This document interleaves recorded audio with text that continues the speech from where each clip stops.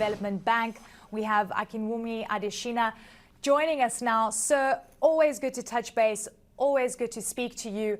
And let's touch on those really important points. You know, when you see, Africa's got the biggest caseload right now, a rising caseload. You've got low vaccines, we've got a debt problem. We know what the problems are, but how do we try and remedy these issues? And it's not just about sorting this out for Africans. It's going to have a significant impact on the rest of the world because we know what variants are doing right now. Absolutely. You know, it's good to see you again, Eleni.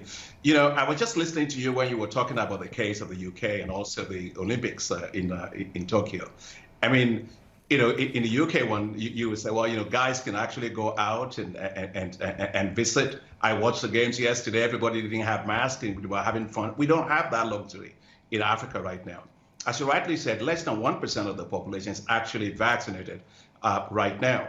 And the problem is, it starts with the global level. You know, at the global level, when all this started, it was like we were going to get 3.2 billion of the vaccines are actually going to go out. They have actually gone out. But the point is, 80% of that, Eleni, is actually gone to the developed countries in terms of shots in their arms, right? Only 1% of developing countries have gotten access to vaccines.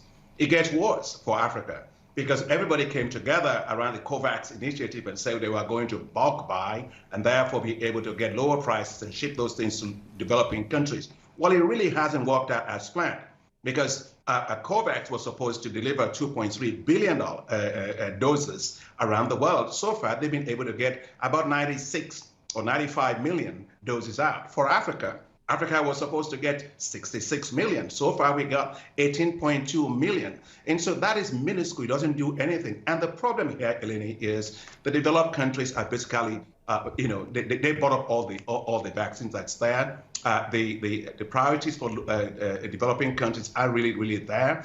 And you find a number of countries that you cannot even export the vaccines to developing countries that we need it very desperately. So we can't get it in the quantity we need, at the timing that we need, because timing is everything, and also in terms of the pricing that we need. So that's why I really believe that the real key right now is to have vaccine justice, make sure we have equity in distribution. After all lives matter, and we have to really begin to pay attention to this issue. Yeah. So look, debt is something that you and I have spoken about often. And we know that there's been misspending on the continent, and we understand what the problems are. But here we have another debt burden that is looming. So I guess the question is, who is going to be paying for this debt accumulation? Is it the woman living in a rural area that still doesn't have running water, and generationally speaking, she's going to have to face this reality, and we can throw sustainable development goals out the window? Or are we going to try and change that narrative and look at debt forgiveness? Is that even an option? Or try and figure out another way to pay for this pandemic? Well, you know, I mean, first, in terms of before you can even talk about the debt, you have to make sure people are still alive anyway to pay even back their debt. And so just to finish up on that particular point, you know, the bank, African Development Bank, we launched a $10 billion crisis response facility to support countries to deal with some of the fiscal challenges that they were facing, and also to be able to support a lot of what they needed to get their healthcare systems going. We also launched a $3 billion social impact bond to fight COVID-19 on the global capital markets, which is the highest ever in the global capital markets ever done in terms of social impact bonds like that.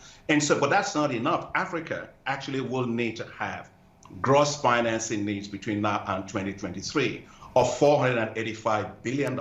Remember, the developed countries have spent about $23 trillion. So this is really peanuts as far as I'm concerned for Africa, but we just really can't find that money. And on top of that, you add two other challenges.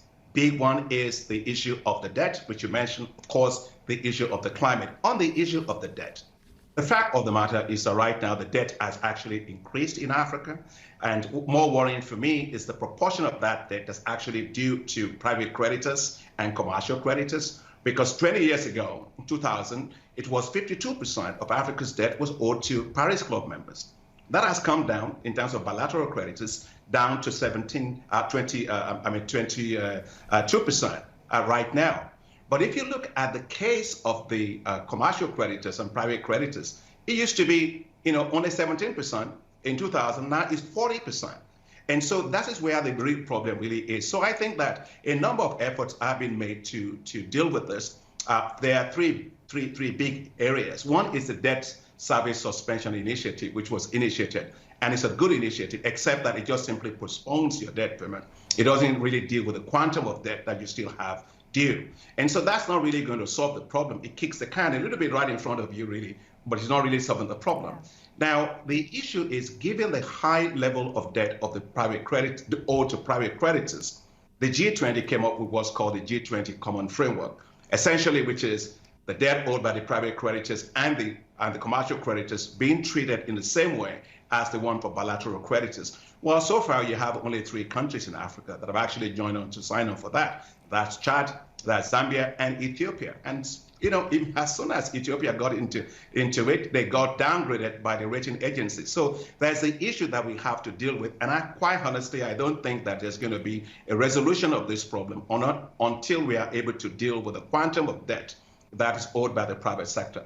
Now, to deal with all of this, what we really have now going for everybody to deal with this is the special drawing rights of the IMF. And I want to really commend my sister, Kristalina Georgieva, and also the U.S. Secretary Yellen for the decision to do this. That's $650 billion to be issued. Now, the question is, the share of that needs to go to Africa at a quarter, it's only $33 billion. So I was in Paris with President Macron. African heads made the case.